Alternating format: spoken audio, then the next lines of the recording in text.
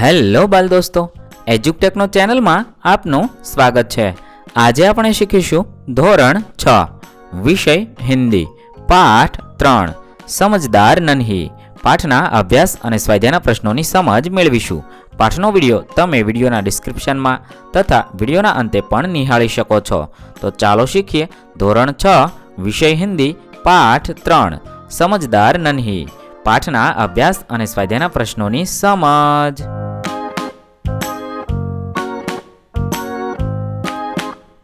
સૌપ્રથમ આપણે અભ્યાસના પ્રશ્નોની સમજ મેળવીએ। પ્રશ્ન નંબર 1, निम्नलिखित वाक्य किसने किससे कहा और क्यों बताइए। એટલે કે નીચેના વાક્યોમાંથી કયું વાક્ય કોણે કોને કહ્યું અને શા માટે કહ્યું તે આપણે લખવાનું છે। સવાલ નંબર 1, माँ मैं उसकी गंदी आदत छुड़ा कर रहूंगी। यह वाक्य नन्ही ने अपनी माँ से कहा क्योंकि वह बिच्छू की डंक मारने की आदत छुड़ाना चाहती थी। सवाल नंबर 2, क्या करूं, डंक मारना मेरा स्वभाव है। यह वाक्य बिच्छू ने नन्ही से कहा क्योंकि नन्ही का उपकार भूलकर उसने डंक मार दिया था।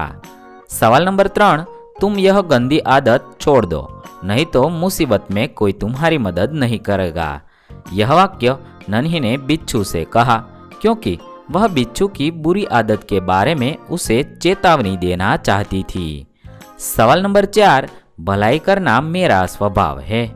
यह वाक्य नन्ही ने बिच्छू से कहा क्योंकि बिच्छू के विश्वासघात को भूलकर उसने उसकी मदद की थी। सवाल नंबर 5, मैं वचन देता हूँ कि अब मैं किसी निर्दोष जीव को डंक नहीं मारूंगा। यह वाक्य बिच्छू ने नन्ही से कहा क्योंकि नन्ही से विश्वासघात करने पर उसे बहुत पछतावा हुआ था।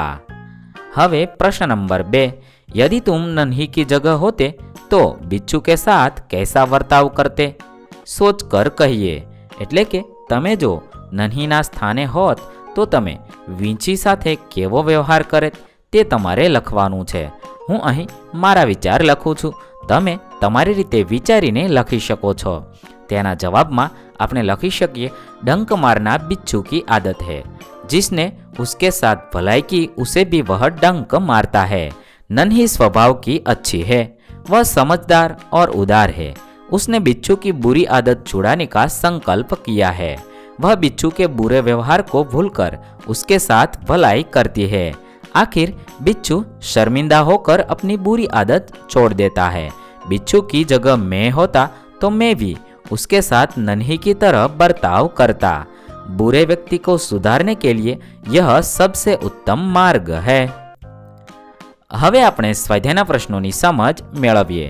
પ્રશ્ન નંબર 1, निम्नलिखित प्रश्नों के उत्तर लिखिए। सवाल नंबर 1, नन्ही कौन थी? તેના જવાબમાં આપણે લખીશું, नन्ही एक बतख थी। सवाल नंबर 2, बिच्छू कहाँ फंस गया था? તેના જવાબમાં આપણે લખીશું, बिच्छू दलदल में फंस गया था। सवाल नंबर 3, बिच्छू को क्यों पछतावा हुआ? તેના જવાબમાં આપણે લખીશું, बिच्छू को पछतावा हुआ क्योंकि 2 बार जीवनदान देने वाली बतख यानी ही नन्ही को डंक मारने चला था। सवाल नंबर 4, नन्ही ने क्या निश्चय किया?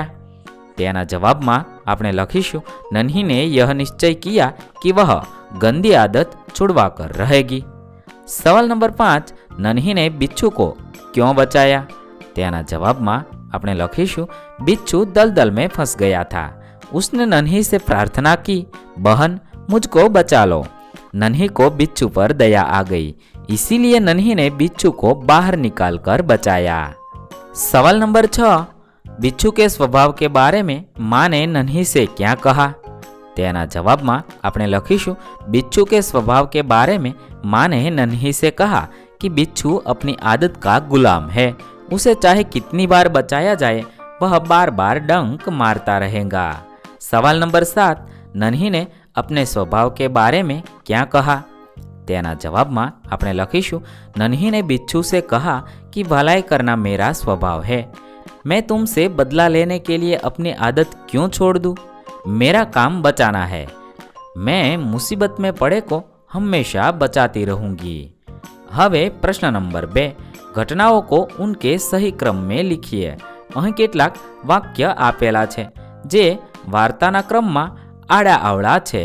તે વાક્યોને આપણે વાર્તાના ક્રમમાં ગોઠવવાના છે। 1. नन्ही ने बिच्छू को दलदल में फंसा हुआ देखा। 2. नन्ही बिच्छू की आवाज़ सुनकर दौड़ती आ गई। 3. नन्ही ने बिच्छू को दलदल से निकालकर सूखे स्थान पर रख दिया। 4. बिच्छू ने नन्ही को डंक मार दिया। 5. नन्ही अपनी माँ के पास चली गई। आ रीते આપણે આપેલા વાક્યોને વાર્તાના ક્રમમાં ગોઠવીશું। હવે પ્રશ્ન નંબર 3, इकाई में से 5 संज्ञा शब्द ढूंढिए और उनका वाक्य में प्रयोग कीजिए। એટલે કે પાઠમાંથી 5 સંજ્ઞા શોધવાની છે અને એ સંજ્ઞાઓનો વાક્ય પ્રયોગ કરવાનો છે। ઉદાહરણ તરીકે બિચ્છુ જે પાઠમાં આવે છે તેના પરથી વાક્ય બનાવ્યું છે, બિચ્છુ દલદલ में फंस गया था। આ રીતે આપણે પણ બીજી આવી 5 સંજ્ઞાઓ શોધવાની છે અને તેનો વાક્ય પ્રયોગ કરવાનો છે। તો ચાલો આપણે સંજ્ઞા શોધીએ અને વાક્ય પ્રયોગ કરીએ। 1. नन्ही। नन्ही एक बतख का नाम है। 2. स्थान। मुंबई में देखने लायक कई स्थान है। 3. मुसीबत। તેના પરથી વાક્ય બનાવી શકાય, मैंने मुसीबत में पड़े मित्र की सहायता की। 4. पानी। पानी का दुरुपयोग नहीं करना चाहिए। 5. आदत। सुबह जल्दी उठना अच्छी आदत है। आ रीते આપણે આપેલા પાઠમાંથી 5 સંજ્ઞાઓ શોધીશું અને તેનો વાક્ય પ્રયોગ કરીશું।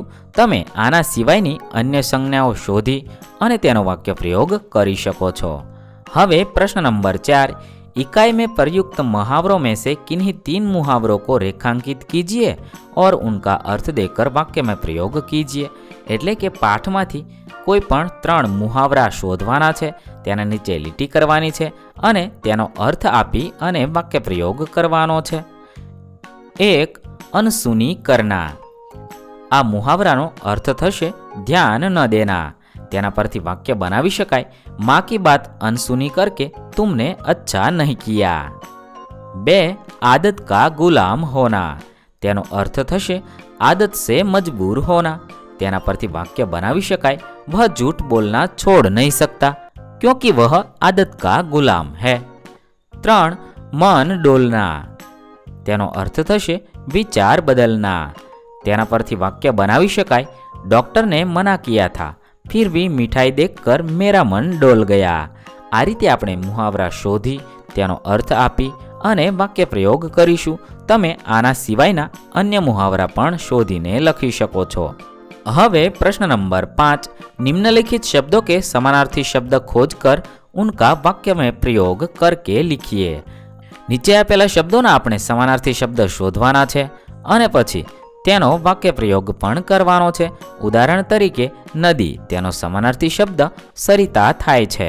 તેના પરથી વાક્ય બનાવી શકાય, નર્મદા ગુજરાત की सबसे बड़ी सरिता है। આ રીતે આપણે શબ્દનો અર્થ લખીશું, એટલે કે સમાનાર્થી શબ્દ લખીશું અને તેનો વાક્ય પ્રયોગ કરીશું। 1. સ્થાન। તેનો સમાનાર્થી શબ્દ જગહ થશે। તેના પરથી વાક્ય બનાવી શકાય, अच्छे बुरे लोग हर जगह पाए जाते हैं।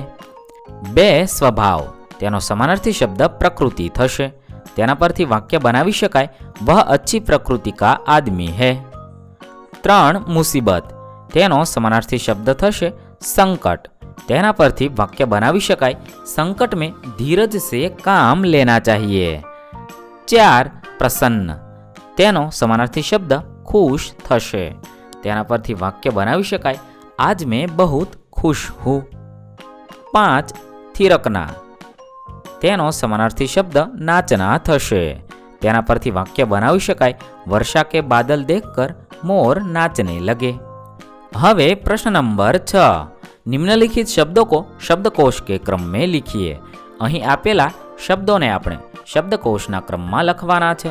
અહીં 5 શબ્દ આપેલા છે, બિચ્છુ, નદી, શૈતાની, ડંક અને મુસીબત।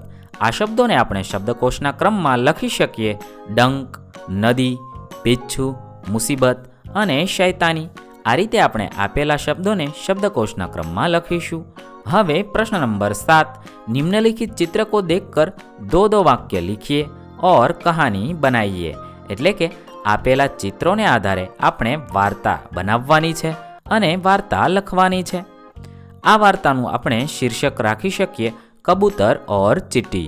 તેના પરથી વાર્તા આ રીતે બનાવી શકાય. એક નદી थी, उसके किनारे एक पेड़ था. पेड़ पर एक कबूतर रहता था. पेड़ के नीचे एक चींटी रहती थी. एक दिन कबूतर ने चींटी को नदी के पानी में डूबते हुए देखा. उसने फौरन एक पत्ता तोड़कर चींटी के पास फेंका. चींटी पानी से पत्ते पर आ गई. पत्ता बहते बहते किनारे आया. कबूतर ने नदी से पत्ता बाहर निकाल दिया. चींटी की जान बच गई. उसने कबूतर को धन्यवाद किया. एक दिन कबूतर पेड़ की डाल पर बैठा हुआ था. एक शिकारी ने उसे देखा और उसकी तरफ बंदूक का निशाना साधा. चींटी ने यह देखा. उसने फौरन जाकर शिकारी के पांव में काटा. शिकारी दर्द से चिल्लाया. उसकी आवाज सुनकर कबूतर उड़ गया.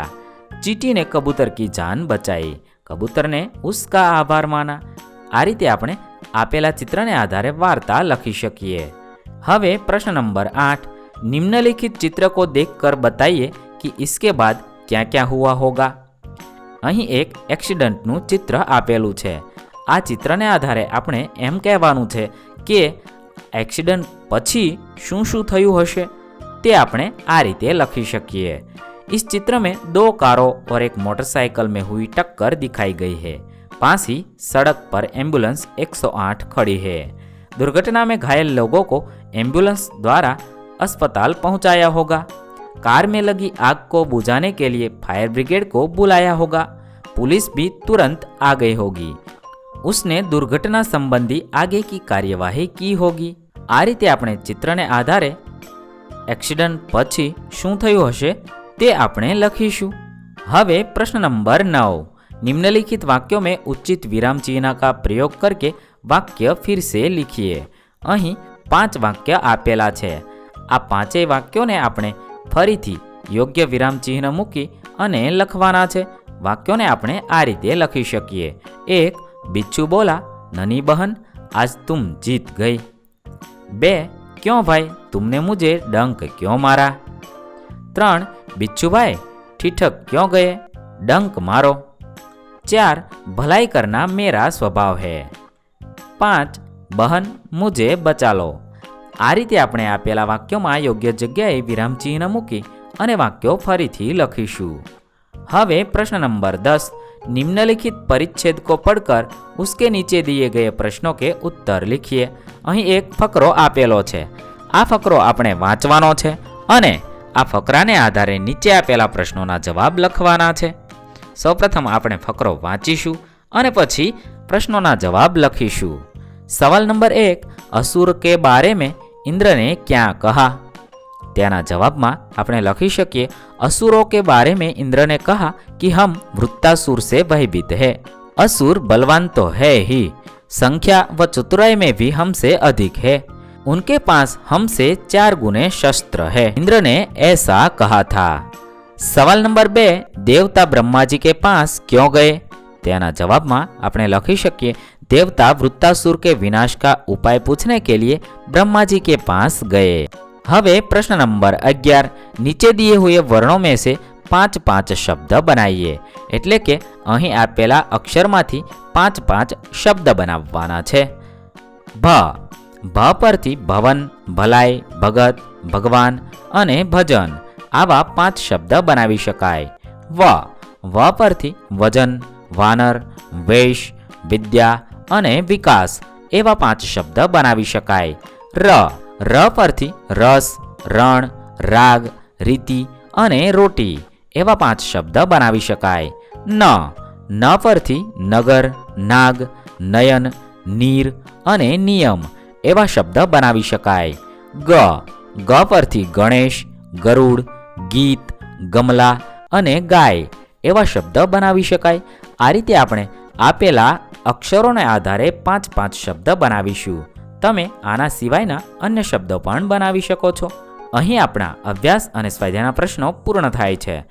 વિદ્યાર્થી મિત્રો, ધોરણ 6 થી 8 સુધીના તમામ વિષયના અભ્યાસ અને સ્વાધ્યાયના પ્રશ્નના વિડીયો આપણી ચેનલ પર જલ્દીથી ઉપલબ્ધ થશે. થેન્ક યુ દોસ્તો. એડ્યુકેકનો ચેનલ તરફથી વિડીયો નિહાળવા બદલ આપનો આભાર. આવા બીજા વિડીયોઝ નિહાળવા માટે અમારી યુટ્યુબ ચેનલ એડ્યુટેકનો અત્યારે જ સબસ્ક્રાઈબ કરી લો. આભાર દોસ્તો.